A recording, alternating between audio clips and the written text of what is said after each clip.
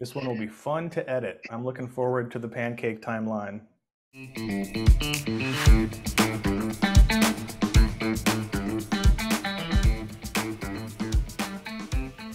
Hello everyone and welcome to OpenCV Weekly Webinar, episode 60, if you can believe that. I am Phil Nelson, your co-host with the co-most. Dr. Satya Malik is on assignment. With me this week is Anna Petrovicheva. Anna, would you like to say hi? Hi everybody, and thank you so much for joining today. Great. Always a pleasure to see you, Anna. And our guests this week are Team Uca Robotics, the second place winners in OpenCV Spatial AI contest. We're super excited to have them here. Their project was about human-robot collaboration and making that safer through artificial intelligence and machine learning. Before we introduce them, I'd like to remind you of a few things we do here every single week on OpenCV Weekly Webinar. First of which is a trivia giveaway to one of you lucky winners in the Zoom audience. If you're not in Zoom, you can get into Zoom by going to opencv.live.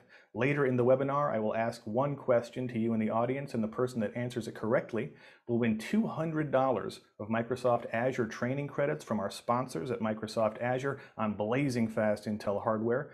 We're also, we're also taking Q&A from you in the audience. So at any time you have a question, use that little Q&A button in the bottom of your Zoom window to ask a question, and we will do our best to flow it into conversation or save time at the end to ask those that we don't get to during the presentation. Now, Team Uca Robotics with us, we've got Francisco Badesa. Francisco, welcome. Hello, everybody. I'm Francisco Javier Badesa. I'm a postdoctoral researcher in the University of Cádiz in Spain. Right on. Thanks, Francisco. We've also got Miguel Lopez Fuster. Miguel. Hi, everyone. I am Miguel Angel Lopez. I am a PhD student. I have been working on IT since 20 years ago, but I am now doing my PhD on robotics and artificial intelligence. Awesome. Welcome. And last but not least, we've got Arturo Morgado, who will be starting off the presentation. Arturo, a little bit about yourself, and then go ahead and start sharing that screen. It's your show. Thank you, Philip. Hi, everybody. I'm Arturo Morgado. I'm professor of University of Cádiz.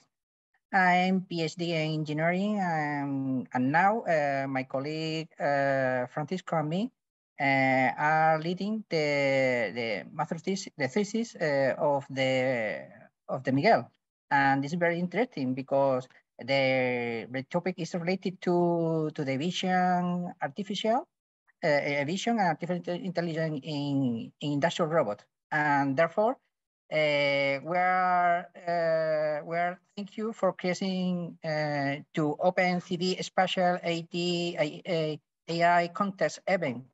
It's very special for us. Thanks. It was very special for us as well. And again, thanks to our very generous sponsors at Microsoft Azure and Intel. Thank you. Okay. Let's rock and or roll. Okay. About the production line with a lot of robots working without worker. Okay. Well, the typical robots, the classical robot, the brand is Kuka, Fanu, Motoman, ABB, etc. And all of them are directly related to the color. Normally, Kuka has the orange color, Fanud yellow, Motoman blue, etc.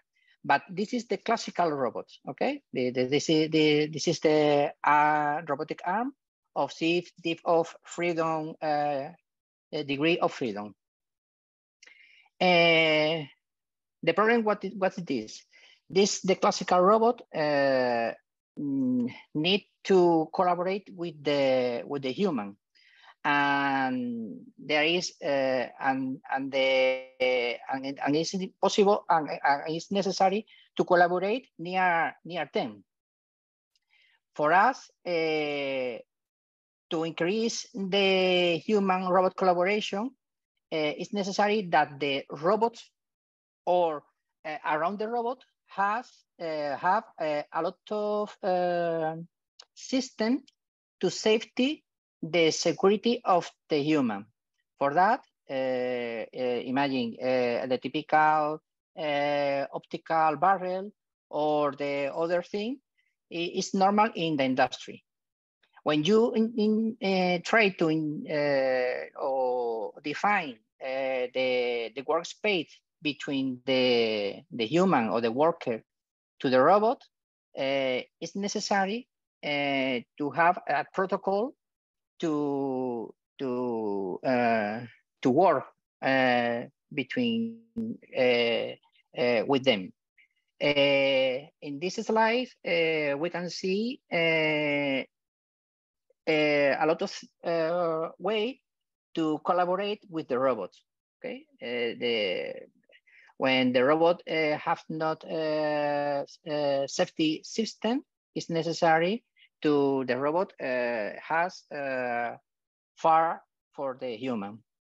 When you need to collaborate very near, very close for them, it's necessary that the robot has a protection, or the robot detect the, in this case, the force or the collision for the human or for the other thing. Okay, okay. For that, this is necessary for for the audience here who maybe isn't a professional in this field, or maybe has never worked with industrial machines, for example. I saw a very funny sticker the other day which illustrates this point well, and it said, "This machine cannot tell the difference between metal and flesh, nor does it care." Yes. Yeah, that's exactly why we need things like this. Yes, for that it's necessary to have this protection. Now there is a lot of collaborative robot has detect the collision, but it's not enough for the work between human and the robot. Okay. Normally, all of them think in use defense or gate or whatever thing to separate the human for the robot. For that, from 2011, there is standards of the collaborative robots, and there is and they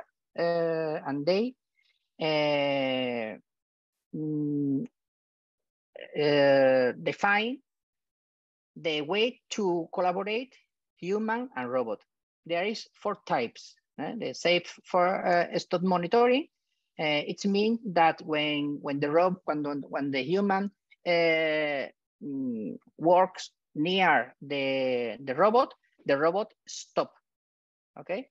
For that, the robot inside or around the robot needs element to safety the security of the worker. The type of is high guiding. High guiding is move the robot.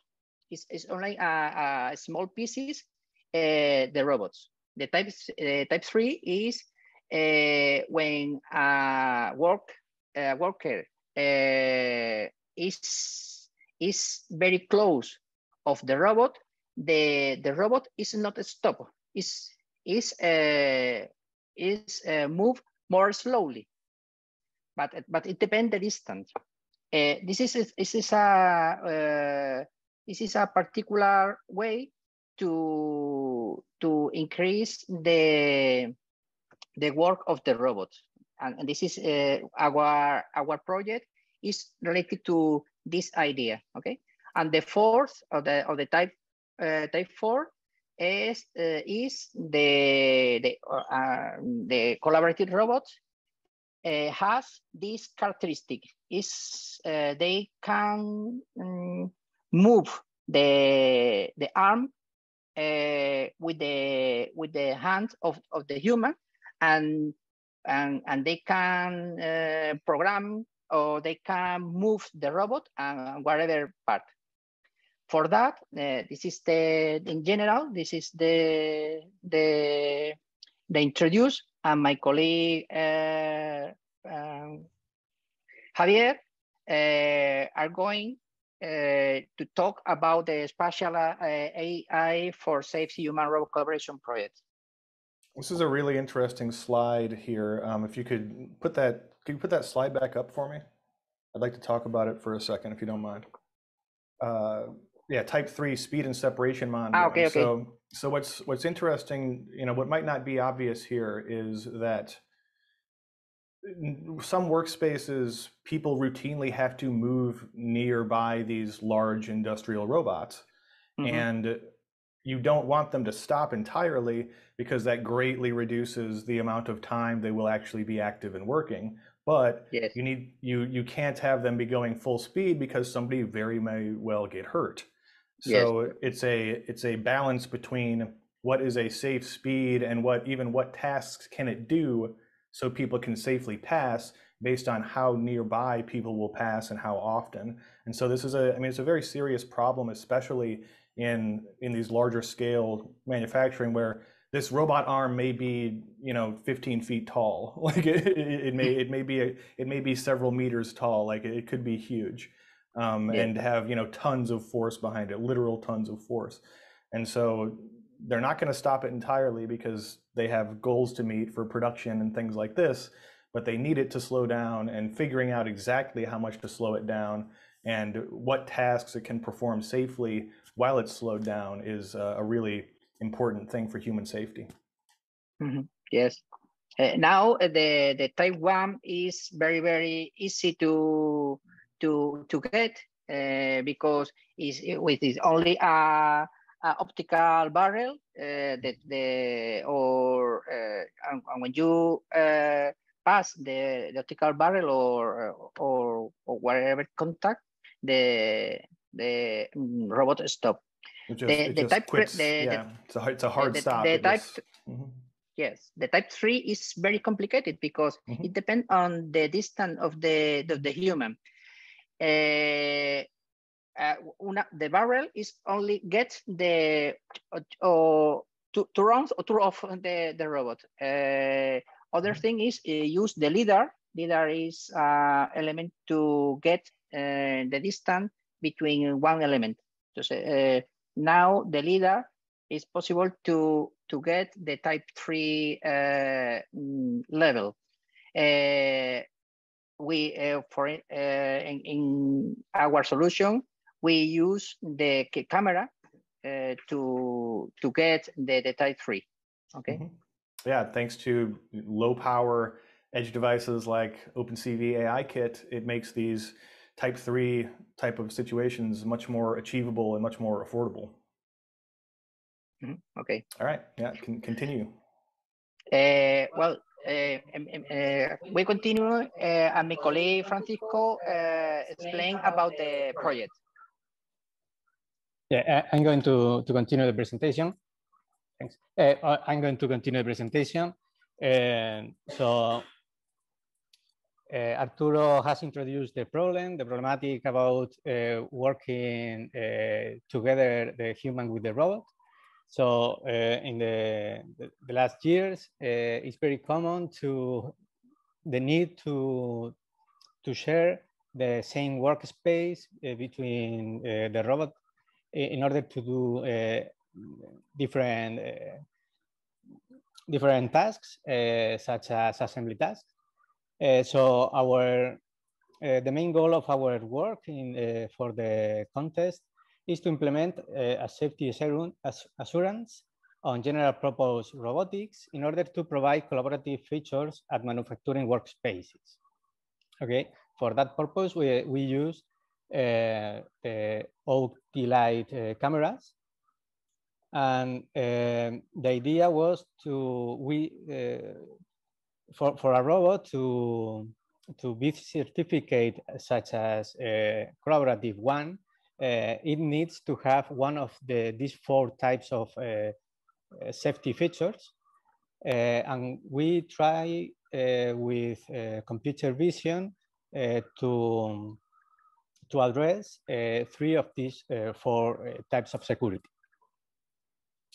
How do these, can I interrupt there to ask, so I think you mentioned a certification, like how do those certifications work? But this is because the robotic system had to pass different like exams for the certification, and you have to assure that your robot has one of these 4 types of security, of safety assurance. Is it like a self-cert, or does a person come from the, ISO or whatever to verify things? No, I think it has to be an official, I don't know, okay. Cool. Organization, no? to certify this kind of robots. We've got one quick question from the crowd here. Abkul would like to know, is the camera auto or fixed focus? It's autofocus, the one we use. Okay, thanks. All right, continue. Okay, so for our project, we thought about 4 main blocks. These 4 blocks are computer vision. The computer vision we used for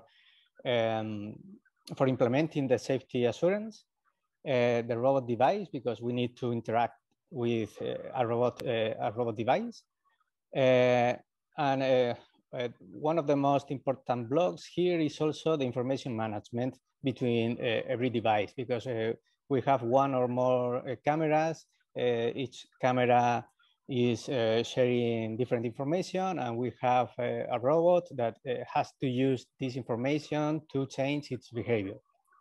So this is an important block. And also we have the task definition. So we try to define a simple assembly task because we didn't want to think about a complex task, but a simple one, because the important thing here is the safety in the interaction, but not the complex of the task. So I'm going to talk about the computer vision block. So for this, we implement a perception stack. We try to implement 3 different things. The first thing is person detection and recognition. The second one is human pose estimation, and the last one is not for the security, but is for the collaborative task, is the object pose estimation and task supervision. I like that you're using the term perception there, because I think that really, I see that being used more and more lately. Over years, it was sort of a small, you had very few people talking about perception with spatial computing and computer vision. And I think that's really what's happening here, because not only do you get the visual, but you have, depth, you have understanding of what the camera's looking at. And so perception is the right term here.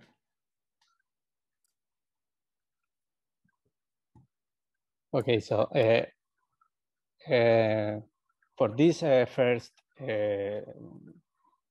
first part of the perception stack, we have the person detection and recognition. The main goal here is to modify the behavior of the robot depending on the distance of a user, of a human. So this part of the perception stack is related to the standard, to the type 1 and type 3 safety features of the standard. We have implemented with two deep learning models. We use 2 pre-trained models, which are face detection and face recognition for OpenVINO submodel. Here in this slide, we can see about a block diagram about what we did with these 2 models. So we have 2 parts, the parts for the 2D image that the Oak Delight is providing us, and the other part is for the 3D information. So what we did here was to the RGB image, process this image to with a neural network for face detection in order to have a bounding box about where is a face. The result of this neural network is the input of two parts. One part for the spatial location calculator in order to have the 3D information about where the person is. And the other input for this output of the neural network is a cropping manipulation of the image, and another neural network, which is the face recognition from OpenVINO. And the output of this face recognition neural network is a feature vector that we use with the Cousin similarity in order to know if we can recognize this person as authorized or not authorized. So here in this slide, we can see more or less the pipeline we implemented inside the camera. So we used different nodes from the DepthEye API. And we use a script node in order to manage different information that is sharing between the neural networks and the spatial location calculator node. So here we can see two images. We can see in the upper one a person whose face is detected, and we can see the bounding box. And in the lower one, the lower image, we can see the point cloud that is provided by the information of the two monocameras that the OptiLight has. And we can see that we have the 3D information of that person. Quick question from me. Did you at any point try other models and found them to be not performant enough or not accurate enough, or were you kind of lucky and the off-the-shelf OpenVINO model, Zoo models just worked great out of the box for you? For our case, we didn't have enough time in order to try another different models or to try a personalized one, and we used directly those from OpenVINO's model that works fine for us. Yeah, great. Yeah, I mean, the OpenVINO models, it was great, especially for these sort of edge computing tasks. Shout out to our friends at OpenVINO. How you doing, Ray, Ragesh, Kevin, Paula? Go ahead, Francisco. Okay. So here in this slide, it's only a little block diagram again, but Miguel is going to talk about this in the following slides. But it's about this slide. It's about how are we using this spatial information. So the face detection, we use the face detection in order to know the distance from the user to the robot. The recognition, we use the recognition in order to know if a person is authorized or not to be working near the robot. And we also use this information in order to change the behavior of the robot. If the person is not authorized and is near the robot is going to stop. And if the person is authorized but is near the robot, the speed of the robot is changing depending on the distance. Okay, here we can see a video. And what we are going to see here is a person that is not authorized. So now he is near the robot, and the robot stopped its movements. So and now when he leaves, the robot continues his movements, and when a person is authorized and is near the robot will change its behavior, but changing the speed depending on the distance of the robot. If the person is authorized but is too near from the robot will stop. That's very cool. So what's to summarize here again, it's doing type 1 and type 2 here, 3. I think, or type 3, type 1 and type 3. Yeah. So type 1 if somebody sits down and it doesn't know them, or it knows them but knows that they're not authorized, it will stop entirely.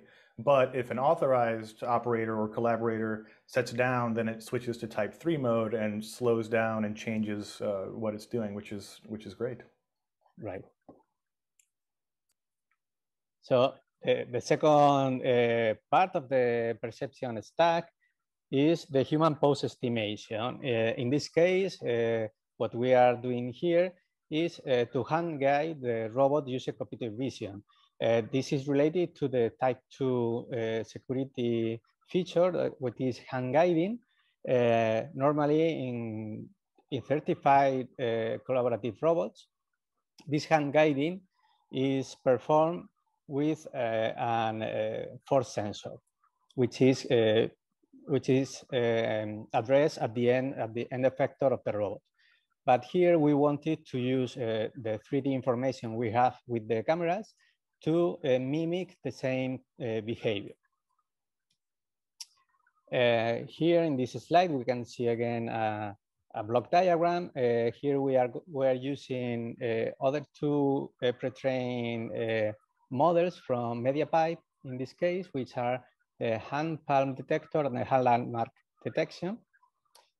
Here we can see it's similar to the other perception stack part.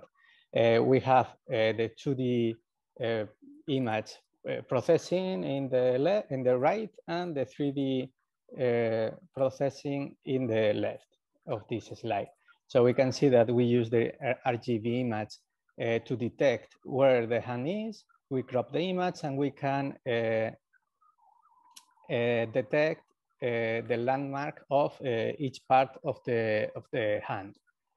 And also with the hand detection bounding box, we can estimate the 3D position of the hand. Okay, in the same way, here we can see how we did the implementation of the pipeline inside the camera. We use again different nodes, and again one of the most important here, one of the important nodes here is the script one.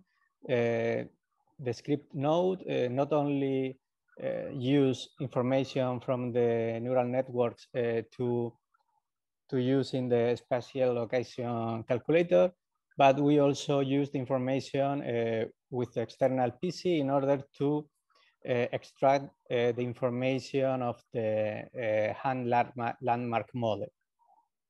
For this, our implementation is based on that one that is put here in the slide. And again, with this part of the perception stack, we wanted to do two things. One is the hand position estimation. The hand position estimation is for knowing how are we going to move the robot, and this movement will be proportional to the movement we are doing in a 3D position of our hand. And also we have the gesture recognition, and with this gesture recognition we can do different things. The first thing we can do here is, for example, if we close or open our hand, we can close or open the tool that we have in the end effector of the robot. So here we can see in this video the result of this part of the perception stack. We can see that we have the detection of both hands, and if you can see also, we can differentiate between the right and the left hands. Here you can see in the 3D part of the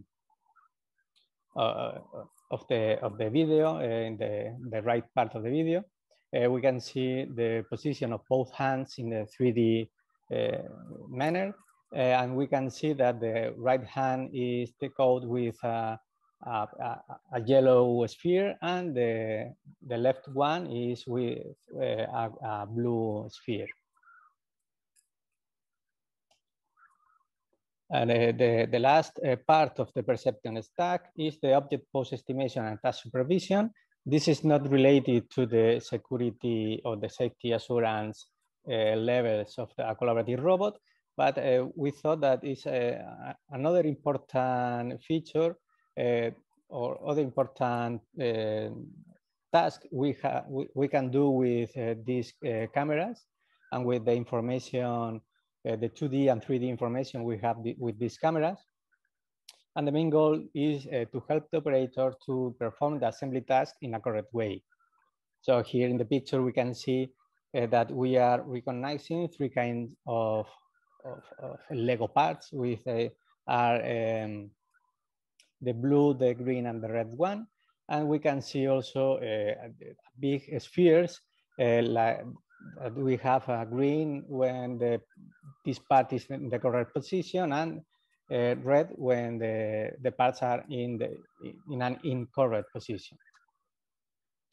In order to perform this part of the perception stack, we use two deep learning models. The hand palm detector, we use again the hand palm detector from MediaPipe in order to know where the hand of the human is.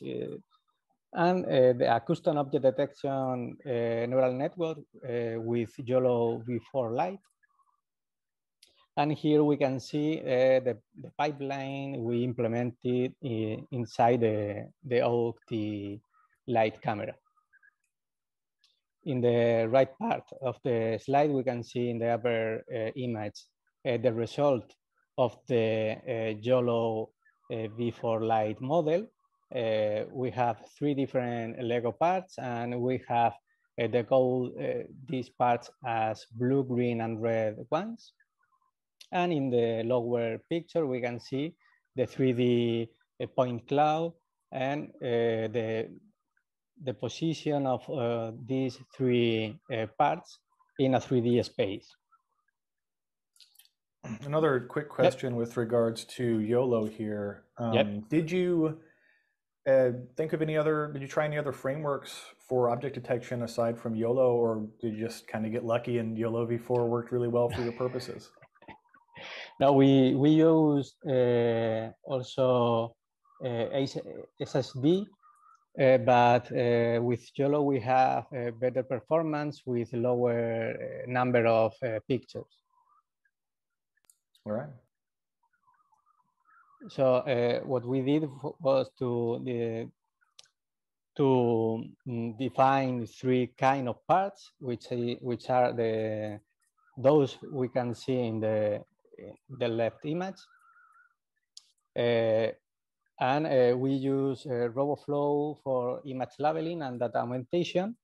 And we thought to use different platforms to train the neural network, but finally we use our own PC with the darknet implementation of the YOLO V4 Lite.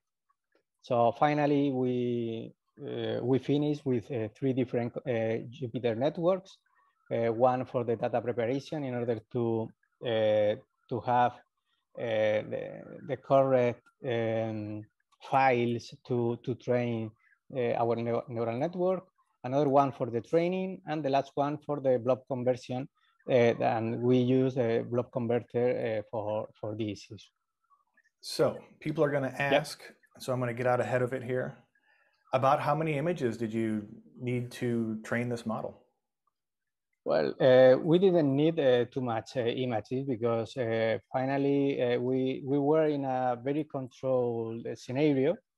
So we took about 50 images, I think, and we used the data augmentation from RoboFlow in order to have an augmentation of that pictures.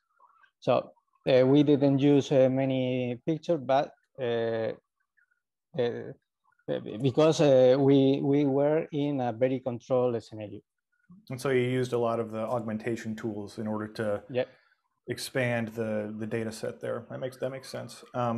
About how long did it take to train the model? You said you did it just on a machine there locally? Yeah. But I don't remember very well, but I think about, I don't remember, maybe 2 hours.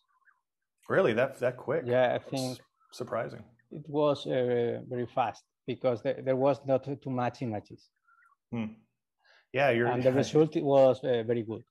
Yeah, you're lucky to have. I mean, being in university team, I guess it's more likely that you'll have access to that kind of hardware than some of the other teams that were more hobbyist types, especially these days where we're still in such a shortage for GPUs and stuff like that. But yeah, go ahead. Okay, so and here in this slide we can see again a little block diagram about how we use the information we collect with the cameras. We use the object detection in order to know where which parts are in the scene, and in order to know the 3D position of these parts, and with this information about which parts and the 3D location of those parts, we implement a little bit, code in order to know if the order is correct or not. And we also use the gesture recognition. I'm going to put another video, the last one I'm going to put. And here we can see that we can move the parts, and we can see in real time if the parts are in the correct order or not. And if the gesture recognition is used in order to learn a new order for these parts.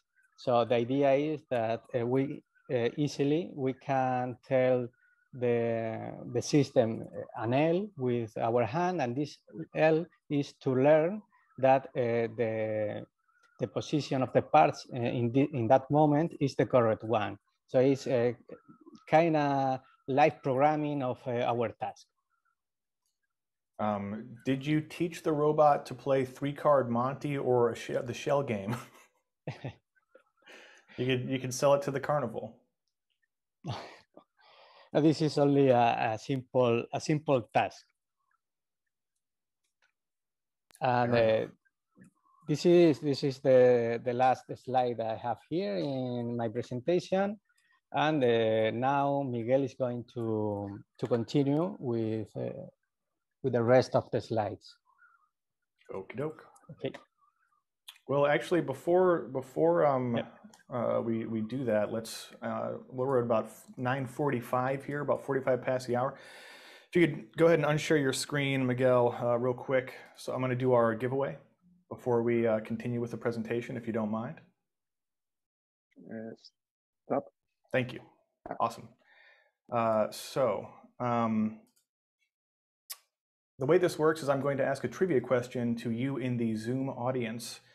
The first person that answers that trivia question correctly in the chat in Zoom will win $200 worth of Microsoft Azure training. Now, our guests here on UCA Robotics used a local system to train their model, but they could have just used Microsoft Azure, which most teams in the contest did, and it saved them a ton of time and also gave them access to resources they wouldn't normally have. So thanks again to Microsoft Azure for supporting the contest in that way and giving us access to those super fast Intel hardware.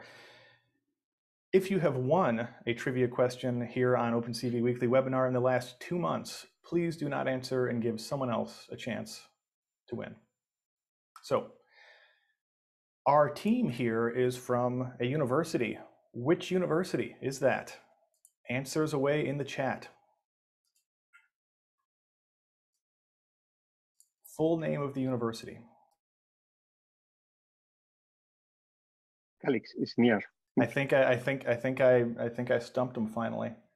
It took me 60 episodes. There we go. Looks like Jose got it. We're gonna count that one, Jose. Congratulations, Jose. Universidad de Cádiz. send one email to phil@opencv.org, and I will make sure that you get your free credits thanks to our generous sponsors. Miguel, go ahead. Okay, I will share my screen again. Okay, so as Arturo told, we have a goal, and as Javier has told, we have a camera that gives us a lot of information, but we need a robot to to get the goal. So we use the Mindstorm Lego Inventor 51515 set. This is a really popular set during the contest. I think probably half the teams use this one. Yeah. Yeah, we selected this because it has 4 motors. It has a color sensor that it was useful for us. It has a lot of gears to make some reductions. It has a control brick that can be programmed. So the brick has Bluetooth communications, and we read that it was MicroPython programmable. It has a well-documented API. So at the beginning, we made some testing with block codes, but we need some low-level programming to get into the brick. The kind of motors that brings the set has a lot of info. It's not a simple motor. You can control the speed, the angular position. So if you have the motor in the 0 degrees, for instance, you can say add 25 degrees. Or you can say from beginning, you can say put it 45 or 50 or something like that. You had the feedback about the position of the robot. That not all the motors give you that information. Being able to do absolute and relative changes is really important for stuff like this. Otherwise, there's you got to do other sorts of state knowledge and maths and kind of trying to guess. But if you can just say, go 10 degrees from where you are now, that's so much easier. Or you need more hardware because you need something to count the laps or something. Right. Yeah. So we have 4 motors. So we try to get a 4 degrees of freedom robot. So we made some designs. We use the program called LDraw. And we can make it inside the LDraw. There are a lot of Lego sets. So I'm surprised I haven't seen this tool yet. We've had probably 5 teams from the contest. I have not heard of LDraw yet. This is very cool. It was a surprise for us too. So we use that because we can design the model. If not, after that, we are going to use the model to integrate it in ROS. And if we don't have this model, it was so difficult to make something very similar. So we saw that we can export this model to another format and then to DAE, so we can use it later. And then once we designed the robot and we see that we can make some movements with the robot, we decided to build it. And we make some simple tests with block code to see how it moves and so on. So we have the cameras, we have the robot, and now we need to decide what to do. So we decided to make some simpler tasks where we can arrange some pieces and decide which will be the correct sort order, and then try to help to the user to know if the order was correct or not.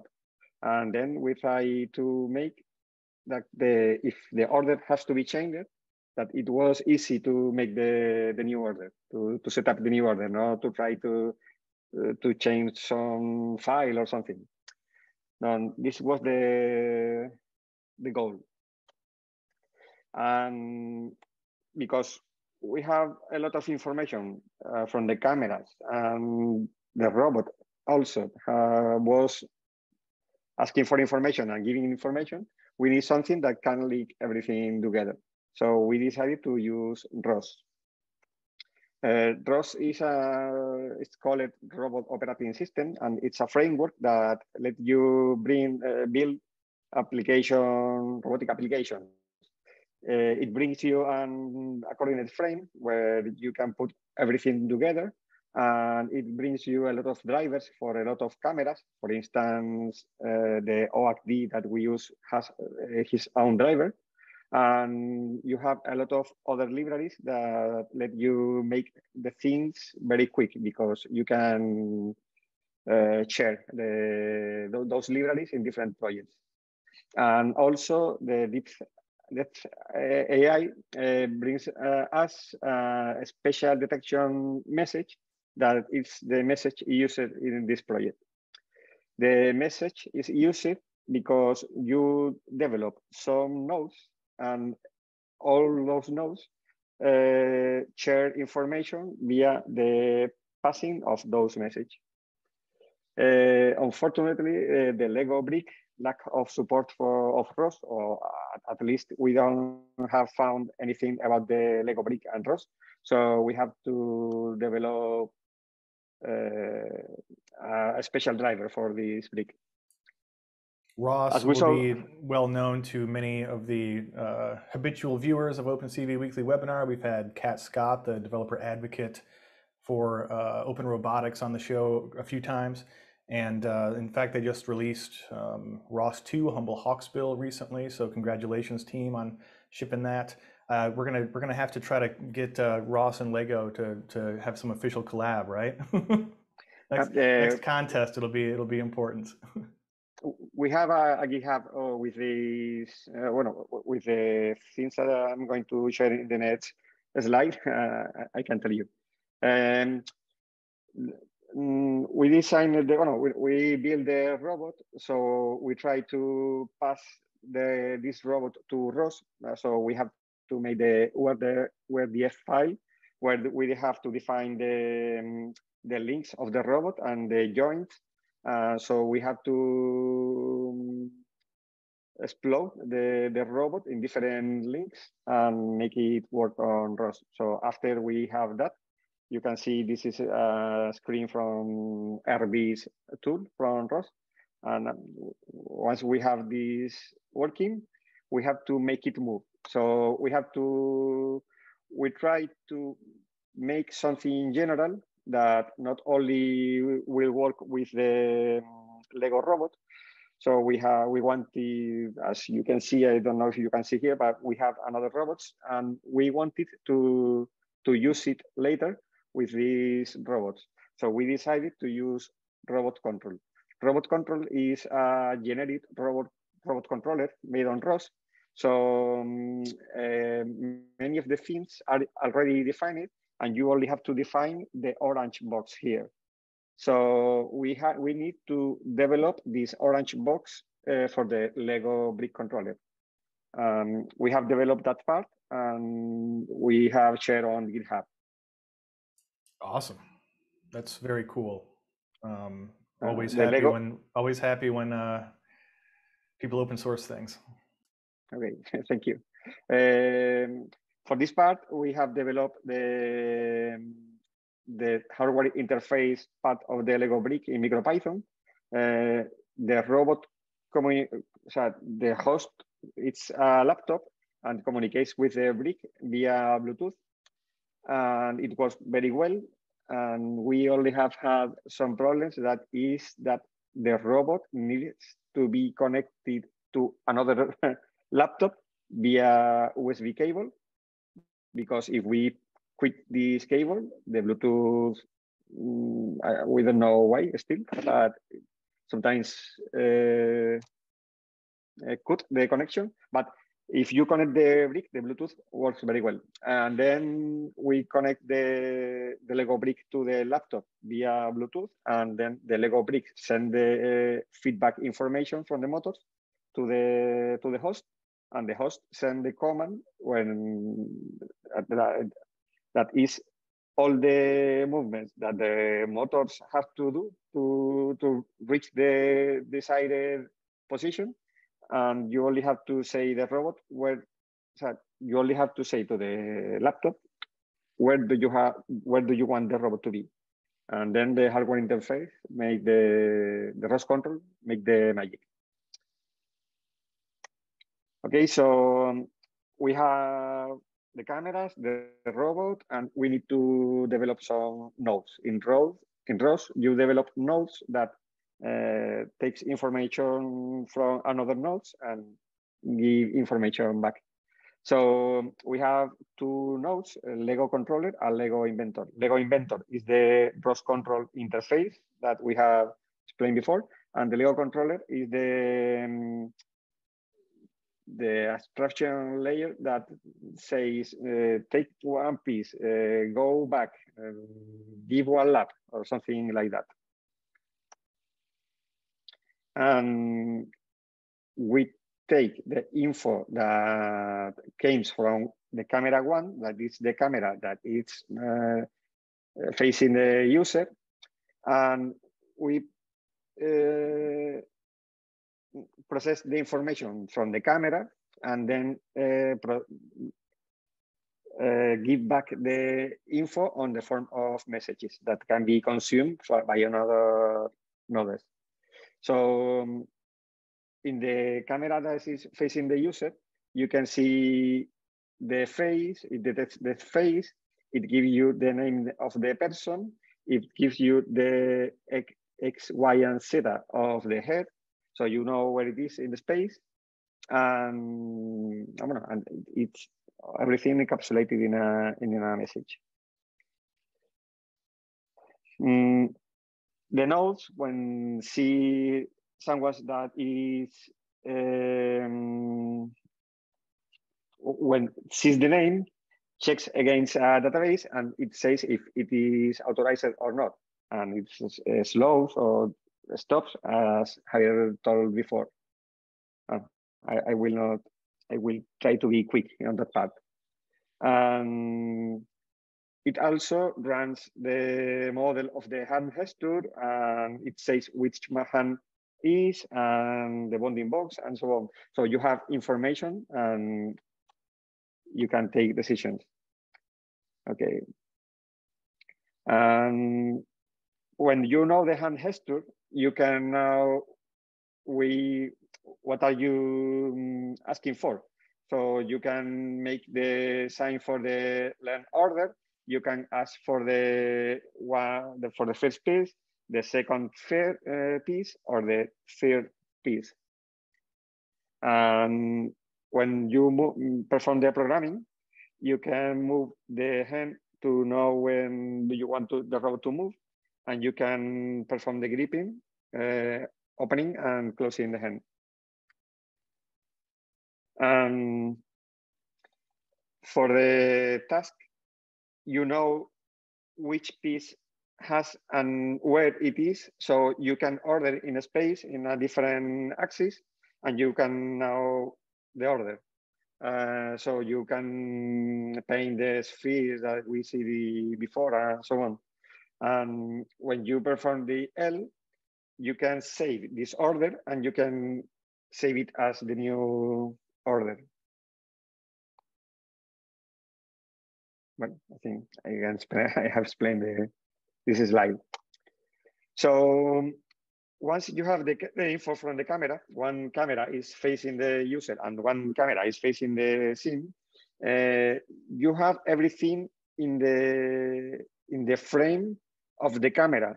So if each camera is facing each other, for instance, the setup, it will be on the negative. So we need a coordinate frame for everything. So in ROS, you can use a coordinate frame where you can put everything together. You can make an extrinsic calibration from the cameras to the robot, and then everything is in the same frame. We have used the robot as the 0. So you can see here is the slide of the robot, and you can see the reference from one of the links that conform the robot. The cameras are not here, but you can imagine that the cameras are each one on the side, but all of the coordinates are referenced to this reference frame. So, well, I think that in the other slides, there was a small graph that it was showing the nodes about each camera and the nodes about the Lego inventor and the Lego controller. And this is the full node that connects everything together. When any camera sends the hand or something, it's publishing the info about the hand, and then gets into the other node. It processes, sends it to the other node, and we can see everything in action. I will try to explain quickly the things that are happening here. So in this case, I am not authorized. So the robot stops. And now Javier is authorized. So the robot keeps working. And if he gets closer, the robot stops or slows. This is the programming part where you can move the hand and can open and close the hand to grip the piece.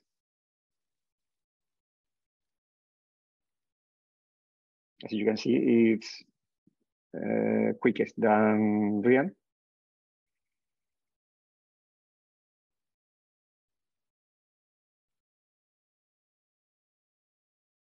Yeah, the latency is nice.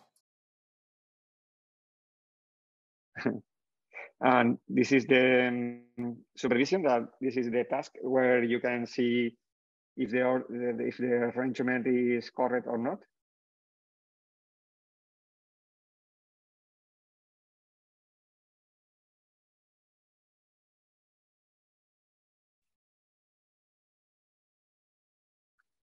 This video from the right, it's directly from the Ubuntu, so it's saved from the Ubuntu.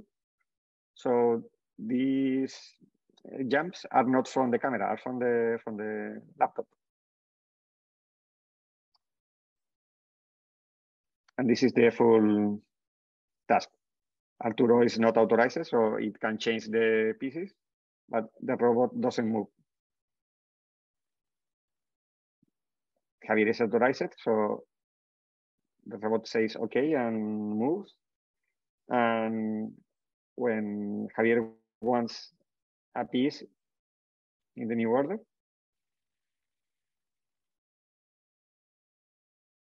it gives him. I want one of these like at the sushi bar, you know, I can just reach up and grab and put it on my plate for me.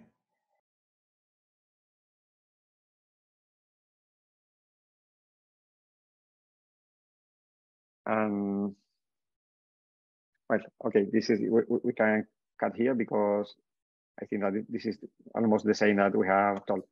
So when in the last, when you give the prices and so on, you were talking about that it will be good to see that working on a big robot. So I think the price event, it was on Monday, and on Wednesday, we have some tests. We did some tests. Wow, you said you had a surprise. You weren't kidding. Yeah, that was a surprise. For us, it was a surprise too, because we designed that to be working on a big robot. We have experience on the war, but we didn't know if that it was going to work so quick. But it was working 2 days later. That's incredible! Wow. Yeah, from Lego to industrial robot in just 2 days. That's heck of a quick journey. You can see the cameras there. Mm-hmm. Oh, you can see the screen back in the TV. So it has been a good experience That is so cool. to work on this contest. Just wow. Yeah. Extremely cool. So what's the name of this particular robot arm? This is an UR5E. I think very cool. I can see my screen, but when I leave the screen sharing, I can show you. Cool. Yeah, most people probably do not know this, but for a long time at my old job at Occipital, one of our internal running jokes was robot arms. We were always, we only raised money till we could buy robot arms. That was the that was the joke. And so this is very cool to see. Gosh, yeah, I'm really amazed that you were able to take this contest project built on Legos, and then in 2 days apply it to, an industrial scale robot. It's mind blowing to me. I'm really impressed.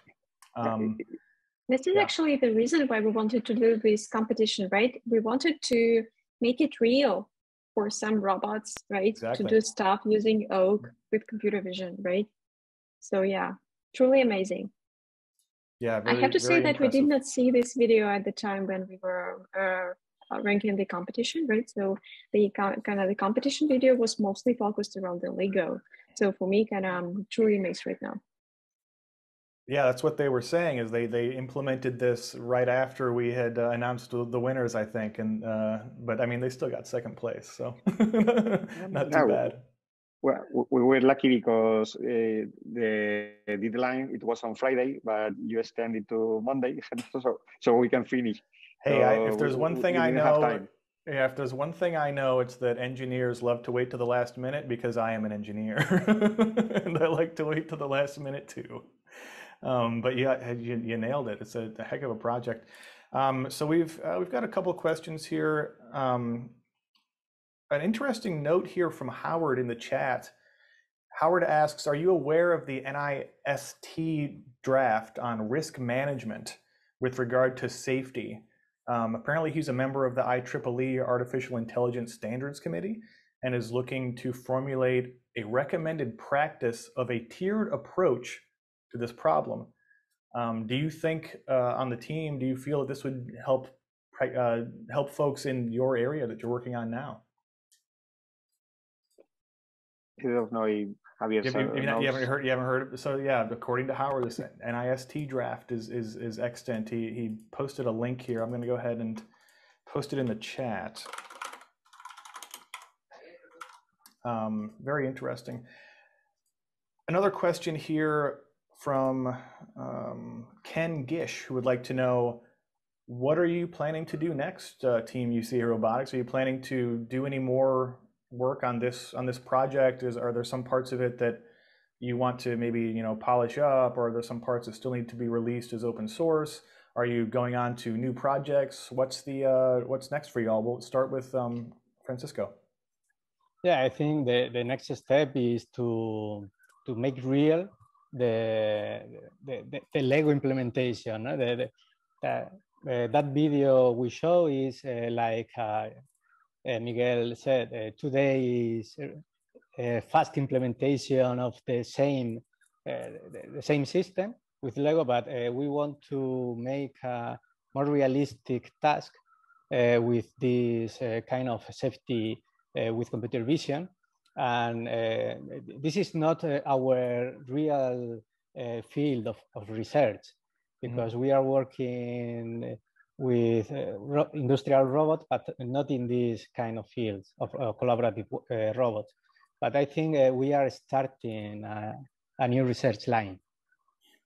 That's great. Yeah, you've got a great start here. Miguel, what about you? We are working with these cameras because we have tried to make our own models, and we are using on another project because I don't know if you can see, but there is a welding. Yeah, big yellow robot arms back there. A welding robot, and we use expensive cameras to try to see the thing and try to detect the points that we want to weld. And we are using these cameras to make more or less the same things. Still has a little small precision, but we are near the result of the expensive camera. So we are using those kind of cameras, and I think that we will make something on this line too, on collaborative robotics and so on. Yeah, right on. And I hope we can participate in another contest. I don't know if there will be another soon. Yeah, I hope there will be another one soon too. Arturo, thoughts? What's next for you? Well, I suppose that is hear me? Okay. Yeah, you sound good. Okay. My next step, my step is to make a lot of elements in the hands of the robots. Imagine twigs or elements that because in our laboratory there are a lot of machine, CNC, CD printer, a lot of machine to make or manufacture these systems. Cool. So you're saying some more maybe custom sort of things for this collaborative robot system. It's awesome. Yes. Yeah, Anna, some thoughts, questions. You've been quiet over there. I'm still in a kind of bit of shock after seeing these real big industrial robots like costing. I can imagine how much doing these kind of, it seems like as if it was an intelligent creature, kind of like an animal, right? That kind of serves the kind of commands of the user. So this is the kind of, I would very much vote for the team to continue the research and the great work that you do. And I mean, just thank you for participation in the competition. It's really heartwarming to say, to know that it really kind of connects the state of the team where you don't research for the robot, for kind of the big robot. It's an intermediate step between the research and working with a big robot. So kudos on that. Yeah, these intersection of research and implementation and cutting edge tech is why we do these contests to begin with, is to try to push these things forward and in the best way we can, which from OpenCV's perspective is to help as many people as possible put their minds to these new tasks. And so yeah, it's so gratifying to see such incredible results from all of these teams, especially our prize winners. Congratulations again to Team UCA Robotics for winning second place. Let's see what else we've got. Next week, our guest will be Deep Cut Lab. They are doing some incredible work with pose estimation for animals like lab rats and stuff like that. It's really interesting stuff. I'm always excited when we can have more sort of like hard science stuff here, such as this project and Deep Cut Lab. But really looking forward to that. That'll be next week on Thursday at 9 a.m., same bat time, same bat channel. We are also still working on the OpenCV virtual set, which is probably going to debut soon. It may be next week, it may be a little bit later than that. We'll see how it goes, but you're gonna love it. We are still not announcing a new contest yet, but if you are excited about the next one, if there's going to be a next one, please send us an email, newsletter@opencv.org. Subscribe to the newsletter. That's the best way to find out when the next stuff is happening. We also do giveaways for OAK-D Lite, OpenCV courses, things like that. So opencv.org/subscribe is the best way to get that stuff. Team UCA Robotics, what is the best way if people want to follow what you're working on next, or just find you on the internet? What's the best way to do that? Francisco.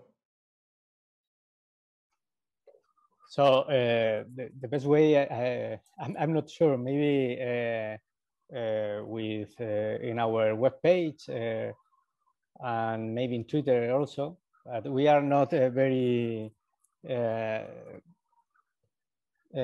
how to say. You're saying you're not terminally online like I am? Yeah, we didn't publish many things, but I think in our webpage is the best way to know from us. What's and we are trying. We are trying. I don't know, Arturo. Which is our webpage? I think we put it in the presentation.